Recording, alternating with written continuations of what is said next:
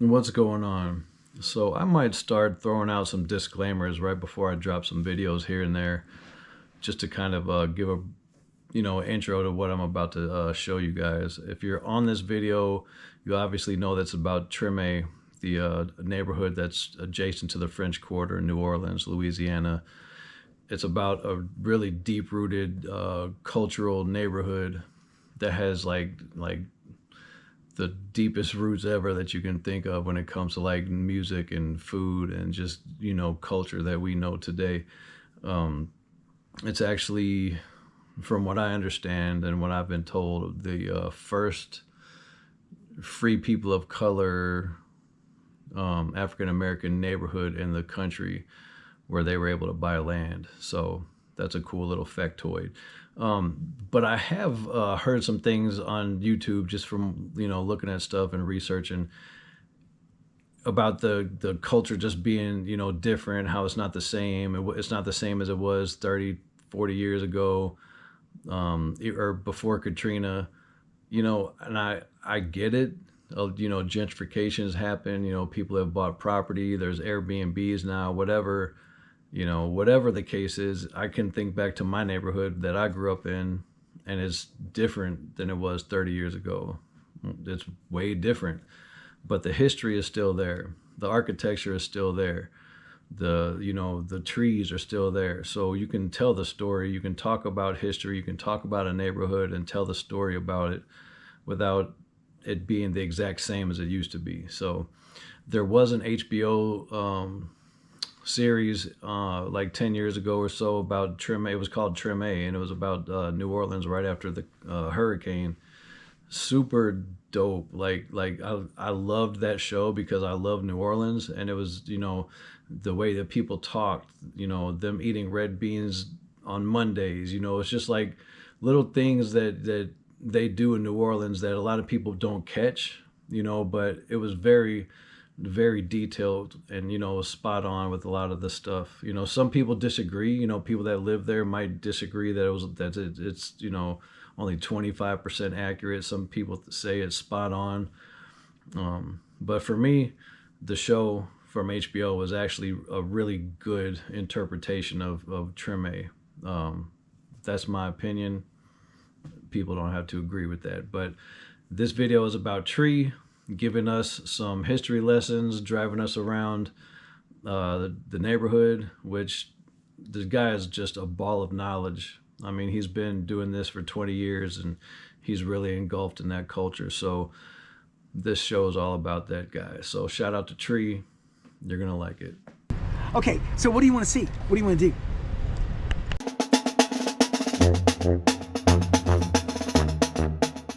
Yeah, so obviously Mardi Gras just kind of beats everything. Biggest party in the world, okay, right? But we're really busy through the football season as well, and Halloween's busy. Anytime there's any reason to dress up and parade in the street, it's busy. Okay. And back before Katrina, and even a little afterwards, summertime was always known as the dead season, the slowest season. Okay, well, I have to tell you that the groups of the marketing boards and the various people that are working hard have tried to make New Orleans attractive in the summertime to budget travelers. So for example, all the hotel rooms will do discount rates on the rooms. The restaurants will run specials where it's like, you buy 3, get 1 free, or half off a couple, or whatever. Anything to get people to come. And so people will travel regionally. They'll come from 2 or 3 states out and enjoy the savings, and so now we're busy all the time. Okay. So, I don't know if y'all have ever been over here before. I'm gonna take some time to address Treme right here. So, we're in the Treme community. I'll just let you know, it was named after a guy named Claude Treme, who was not only a slave owner, but also a convicted slave murderer, and then he married one of his slaves. And then he died, leaving his wife, ex-slave, owner of the plantation. So just on the other side of this cathedral there's a place that we call Congo Square.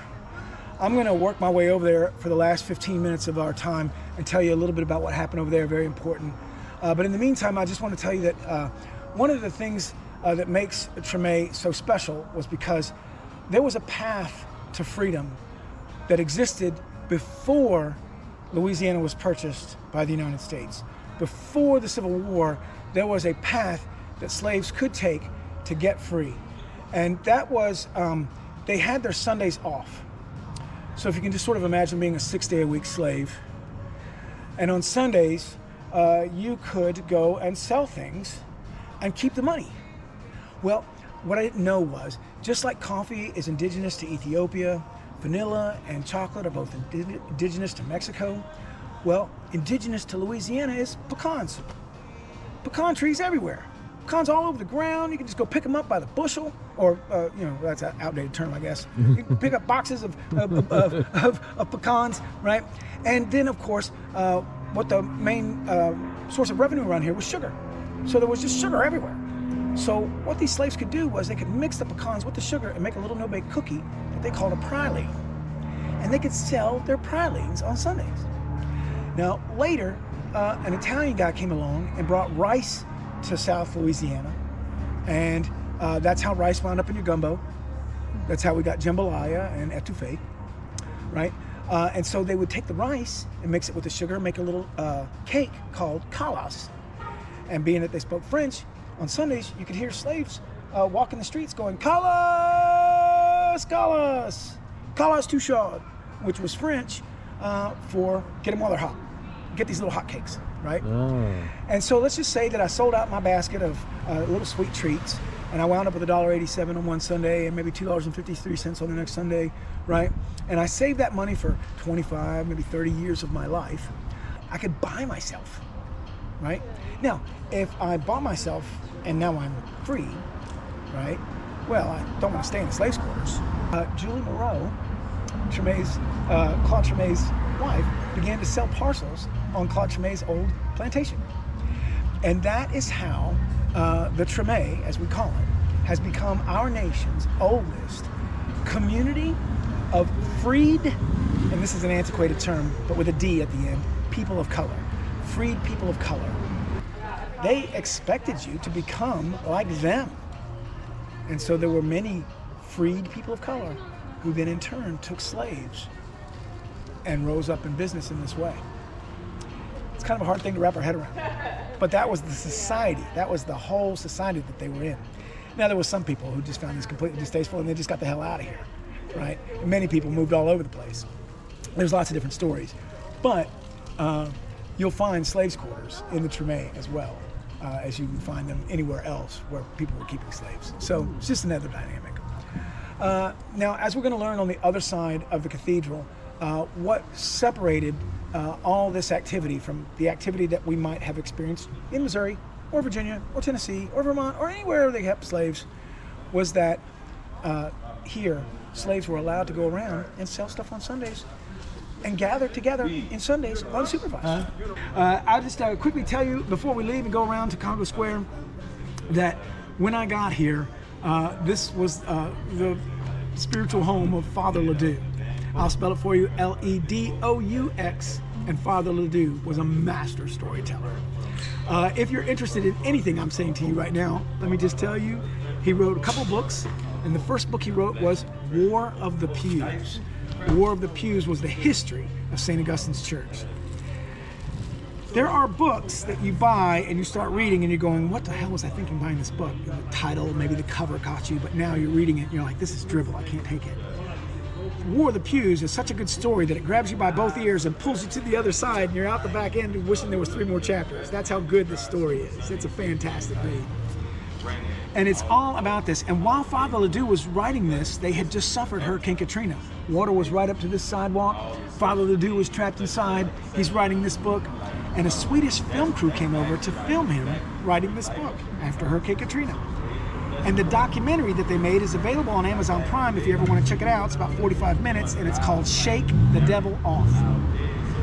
If you read Father Ledoux's book, War of the Pews, which is all about the history of this church, and then watch Shake the Devil Off, which is the documentary about him writing that book, you're going to have a really great biopic, a good way of seeing not only this church and the Congo Square on the other side, but the whole community will now come alive to you. And before we leave, I just want to let you know that they have made a tomb to the unknown slave right over here. In the same way that if we went to DC, we might see the tomb of the unknown soldier.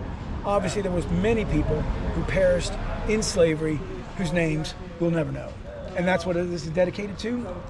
And if you're into this, I just want to let you know that every year during Essence Fest, which I believe is the first weekend in July, and they gather here at the Tomb of the Unknown Slave, and then they will proceed to go through the French Quarter, stopping at various points along the way to tell you the history of the larger freedom of all people. Like, in other words, while there was individuals that were getting free before the Civil War, this was about a march to freedom for all.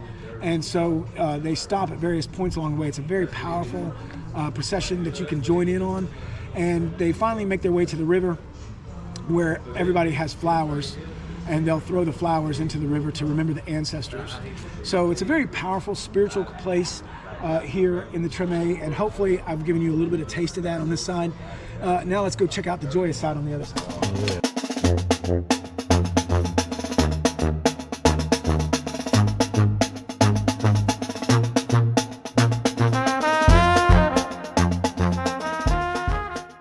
So, no chasing them down, no running after them, none of that crazy mess. They literally allowed them to come down here underneath this tree on Sundays to dance and sing and pray and speak in their own native tongues, unsupervised. Just be back, time for dinner. And so it was here. And this statue right over here, I'll get a little closer so your camera can see it, that the slaves gathered on Sundays. Now, we learned on the other side of the church that not all of them gathered here. Some of them went out and got entrepreneurial, okay? So not all of them were over here, but enough to make this story, the story I'm about to tell you.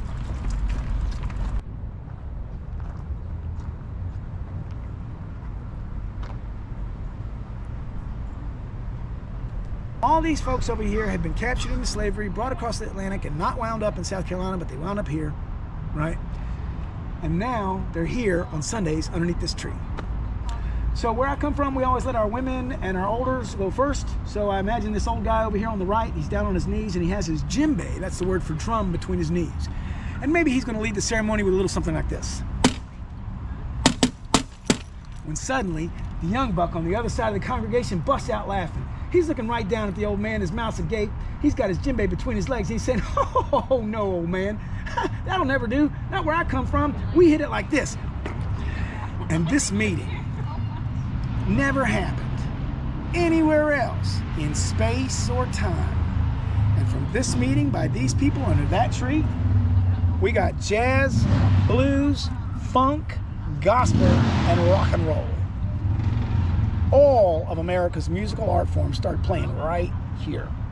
And what that means for you and me is that every time we were singing in the shower, belting one out in the choir, maybe making out in the backseat of Dad's car, the soundtrack to our life started playing right here.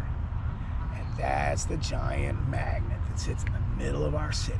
Because now everybody's heard our rock and roll. Everybody knows our gospel. They've heard it from Moscow to Sao Paulo and all points in between.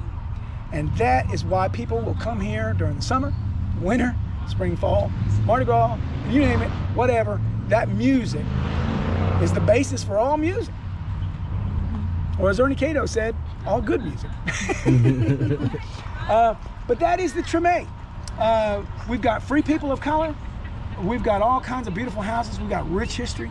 And yeah, hopefully that best explains this place. I love it, man. Me too. Tell us how to get in touch with you. Oh, sure. And I'm going to put that on the screen. Okay, sure. So you can always reach the company I work for, Need a Ride Pedicabs. Yeah. 504-488-6565. Or if you want to reach me directly, you can always call my cell, 808-282-6629. That's 808-282-6629.